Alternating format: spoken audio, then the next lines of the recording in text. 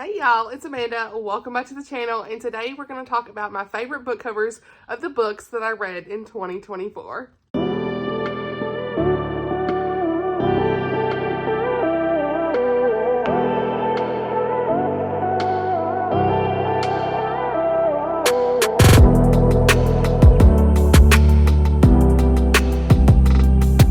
Alright you guys, I'm so excited to talk about these books, and I thought this would be a really fun way to just showcase other books I read in the year of 2024 and just explain why I love their covers. I work in marketing and I'm always here for a good design, and the covers of these books are so good. I just had to share them.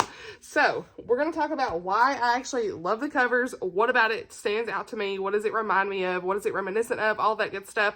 And I'm probably not going to talk too much about the books themselves, but I will leave links for the reviews on these down below for you to check out from my blog if you are interested. First one on this list is actually one that I don't own, and that is The Seamstress of Acadie by Frantz. It's definitely one of my favorite book covers because of the beautiful backdrop. From what I can remember, I don't see it in front of me, but it has a beautiful backdrop, the lake, or the ocean, whatever it is, the water, and the woman here on the cover, the font, just everything about this was gorgeous. I gave this like a 3.5, rated up to 4. While it wasn't my favorite Frantz book, it was definitely enjoyable. It's hard to beat her Scottish books for me, you guys. It really is. This one was more like France or French inspired. Still a solid book. A lot of you guys would probably enjoy it. I know a lot of y'all did enjoy it. And, you know, it's what she does. She's really good with, like, her slow burn romances. And this cover is gorgeous. It's giving movement to me, too, with the fonts, from what I remember. So, I love the script that they chose. Definitely one that makes me want to pick it up. Sing for Christmas by Lynn. I gave this like a 4 star. Super cute, really great Christmas read. Historical romance, Gilded Age. It ties in with All My Secrets, which was a favorite book of the year for me. So, this is the ARC copy that I got from Tyndale. So I think the one when you buy it is more of a hardcover, so this is more glossy, but still it's the same cover. And the reason I love this is it just reminds you of a classic Christmas. Something about the way that we have this ribbon, the font, I love that. The way that it's layered here as well. And you have this woman standing at the tree in her beautiful dress, decorating the tree, the snow on the windowsill. Everything about this exudes everything Christmas, classic Christmas, not just like your modern day traditional Christmas, classic Christmas that you love in those old time movies and everything. And this was set, like I said, in the Gilded Age, which was 1901. And this book was actually a really good one to read at Christmas time. I loved it. So yeah, one of my favorite covers. I love the colors. It's almost got like this tinted feel about it, is why I think it gives everything classic Christmas, is the way it's the tint is with the colors, the reds and everything. Love that. So yeah, definitely one of my favorites. And the next I have for you guys is A Lady's Guide to Marvels and Misadventure by Angela Bell. I also gave this 4 stars. This was her debut novel with Bethany House, and it was a really fun, Nutcracker-inspired, around the world in 80 days inspired story, historical romance. Really enjoyed it. And the reason this cover continues to just amaze me is every time I'm looking at it, I just feel like I'm finding something new that stands out to me, because there's a lot of great things going on here, okay? From the way that there's movement in this, I love something that just exudes all things movement. It flows well in a cover. And something about this having the swooshes here, where the L in lady, and then of course you got your little swooshes here and here. And then even here within the words, guide and marvel, you can see that. And of course we have our main characters, you can see outlined here in their wonderful outfits. I absolutely love that. Which this is, I think, 1860. Is that the Victorian era?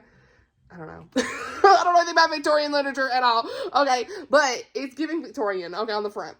And then we have an owl, a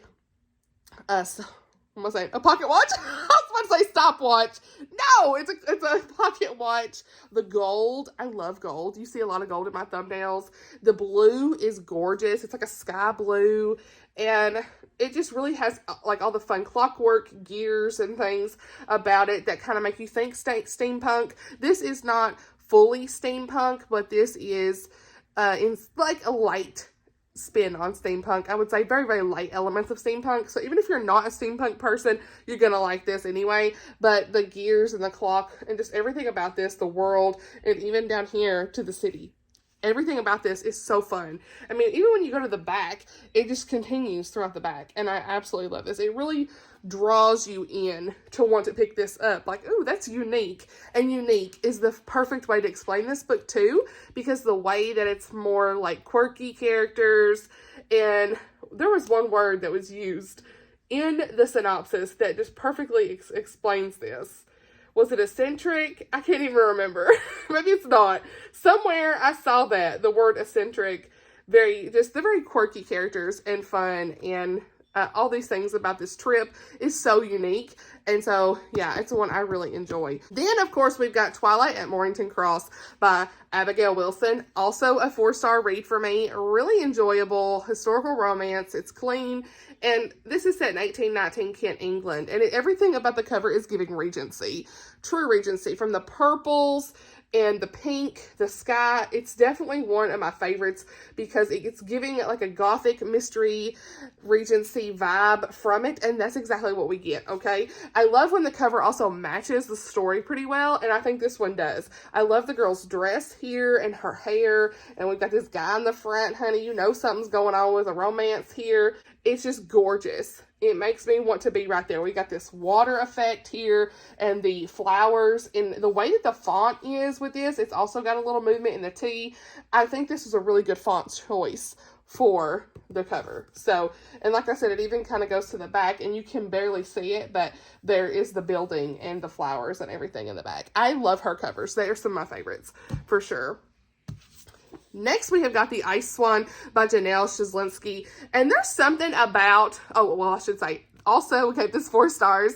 And it was such a good story. It's a historical romance as well. It's clean. It's set in multiple places. You've got, I think, was there Russia? Let's see. It's during the Russian Revolution. And the princess hopes to find safety in Paris. That's right. There's a Great War going on. This is in 1917.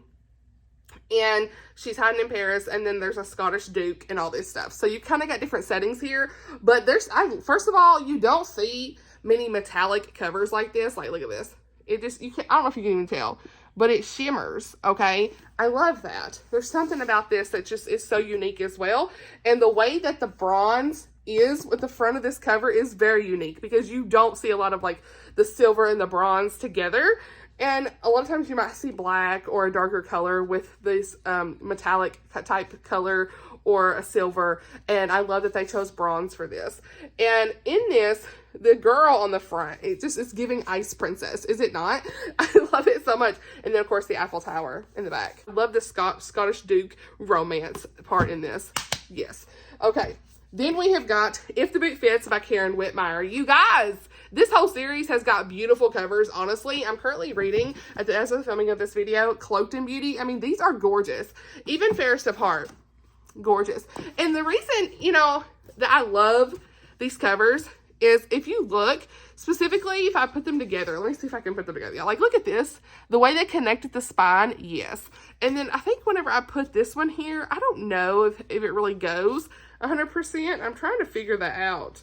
Was it like, I'm like, I don't know that that part really goes with this. But these two specifically really go well. And I mean, it kind of does, I guess, because of the way the cloak goes into the dress and then it goes into her hand, it kind of does. But these two are really seamlessly transitioned, and I love that, especially on your shelf. That's a side note, okay?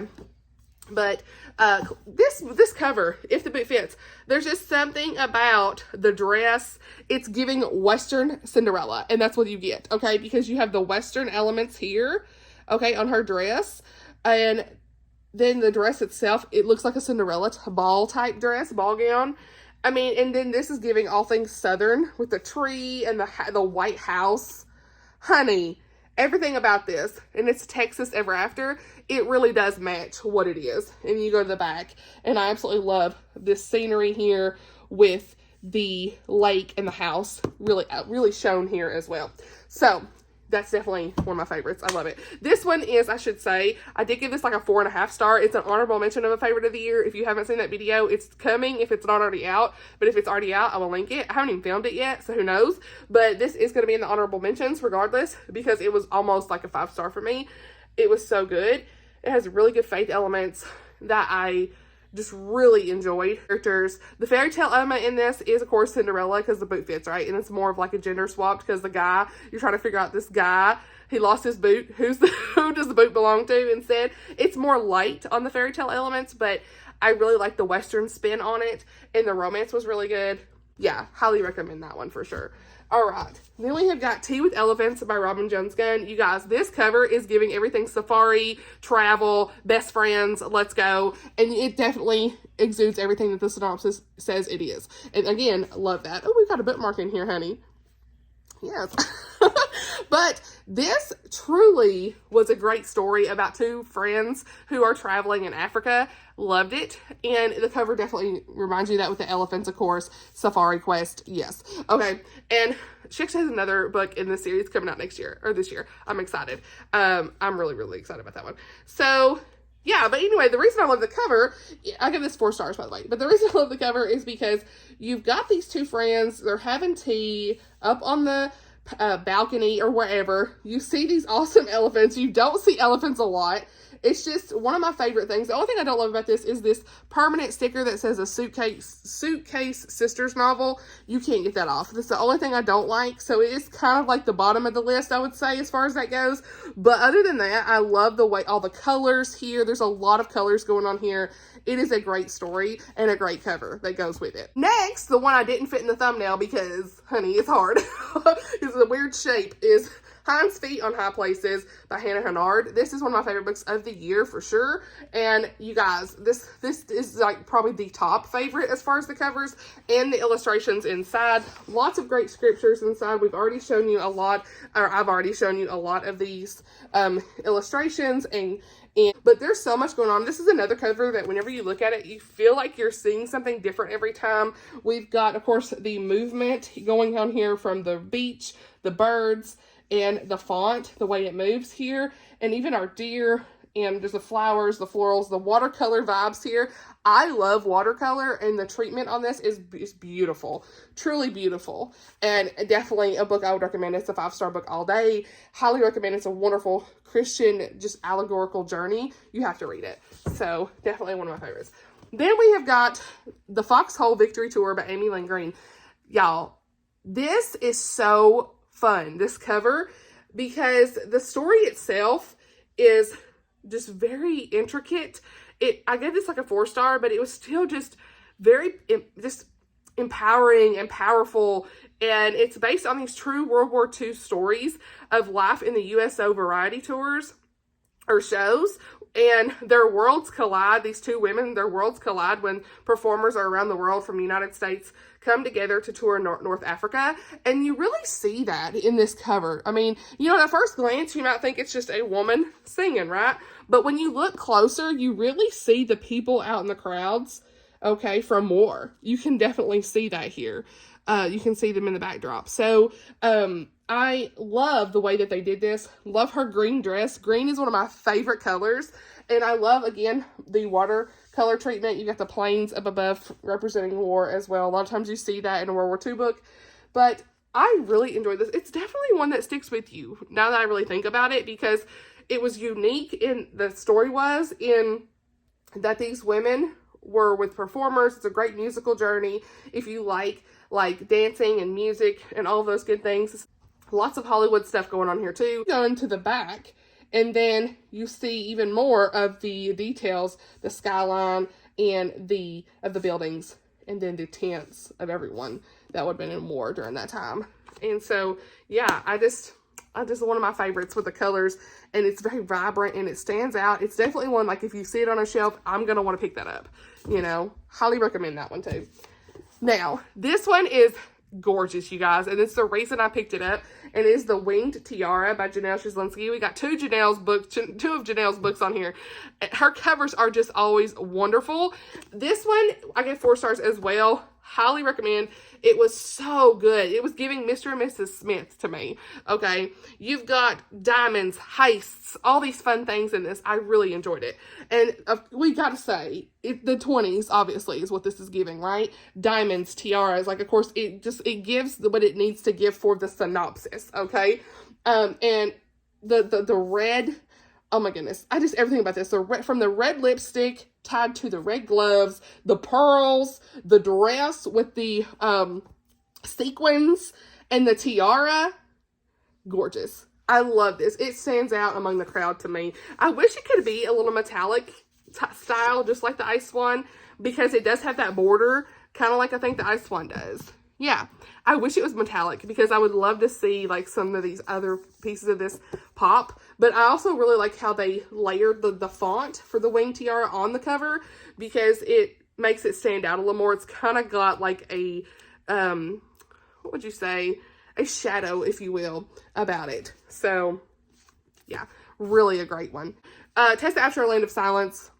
Favorite book of the year, favorite book of the whole year of 2024, right here. But there is something about this that is just one of my favorite covers by her because it's the woman with the issue with blood, right, from the Bible, biblical fiction. And again, it gives what it needs to give because of her with her red and her whole garments and everything like that she's wearing is just, it's powerful. It represents, I think the red represents her issue with blood. And I just love how they chose this outfit for this woman who went through so much heartache in the story that she was so broken and from all of her struggles through her bleeding. And I think it represents the story well. And then, of course, you've got the backdrop, like a very biblical times backdrop, and the sky, everything about this. I think that the font on the title could have been a little bit better, but other than that, I think it's a solid pick. Then we have got Reputation at Risk by Martha Keys. Now, like, this is giving Bridgerton. Now, I don't watch Bridgerton. I don't know anything about it. I tried to watch the first episode. I was going to watch it, but it's just too explicit. And I even tried to watch it with VidAngel, which takes out all of the stuff. And I thought, man, if I'm going to have to do this and pay this fee, I just said forget it. But it was actually probably going to be a good storyline without all the sexual content that it took out, because VidAngel does a pretty good job of taking it out. But neither here nor there. This is giving like a Bridgerton style on the cover, but I just love the strength of the way these characters are sitting there. Like, there's some strong characters, okay? And I love the romance in this. I give this like a 4.5. Super cute.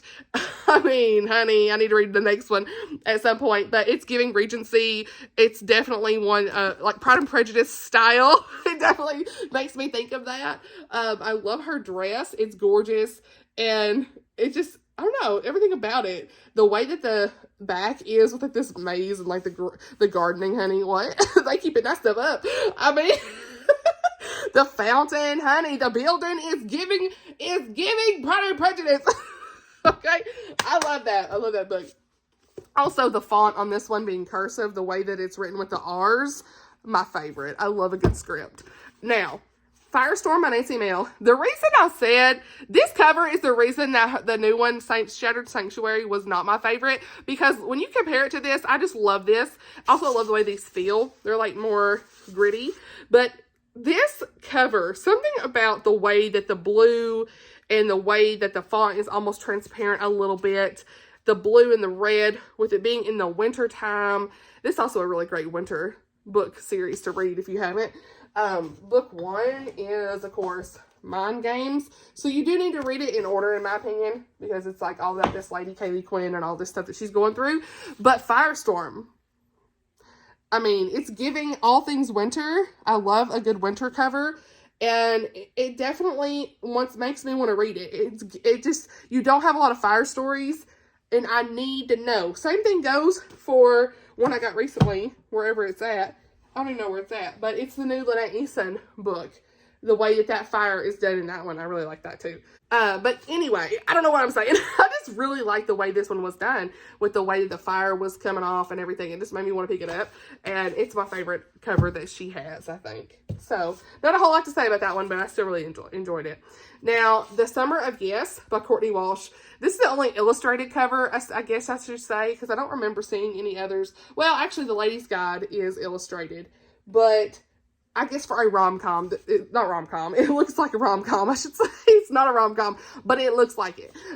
It's definitely contemporary romance style, but more contemporary, but it has some romance in it.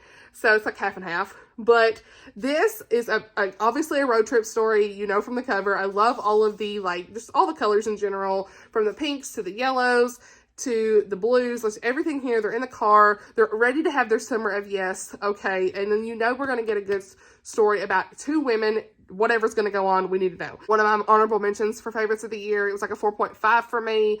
And I loved it so much, so please check out the review. But a very impactful story, obviously from the tabs, you can see. But there's just something about this cover, and I love how bold the font is. Give me a good, thick, bold font. It probably could have been a little bit darker, but either way, it does shimmer a little bit. And it's a solid pick for a good favorite cover. The last one on my list is Beyond Ivy Walls by Rachel Fordham. You guys, this cover is so good. It's giving everything it needs to give. As everyone else, as I keep saying in this video, it gives what it needs to give. Okay, how many times am I gonna say that? Thank you for the new generation for giving me that term, because I didn't make that up myself. But Beyond Ivy Walls, there's just something about the way that this building is, the font, everything we see here, the dog, the couple together, the beautiful what's that called? Flowers? I don't know what those are. What are those? It's just gorgeous. That's all I can say. Great Beauty and the Beast retelling in a way. I wouldn't say it's full retelling, but it's inspired. Y'all. The Letter Tree is also one of my favorites that they did. Both of these are just some gorgeous covers. I love her covers anyway. They're all wonderful. So, and I love how, like, we're dropping books. I love how it wraps around here too, where she's on the spine. So you can easily be like, oh, hey, grab that off my shelf, honey. So those are all of my favorite book covers of 2024. The books I read in 2024, they're not necessarily published in 2024. A lot of them were, but they are the ones I read in 2024. And so I probably will do this again for the next year and just kind of keep track of some of my favorite book covers the best I can. What I did is I just kind of went through the list of all the books I read, and you know what, there's a lot that I really enjoyed, but you got to have a top something, right? So I picked the top 15 the best I could. So anyway, let me know some of your favorite book covers. Do you like any of these as well? Let's chat below in the comments as always. Thank you so much for watching, and I'll see y'all in the next video. Bye, y'all!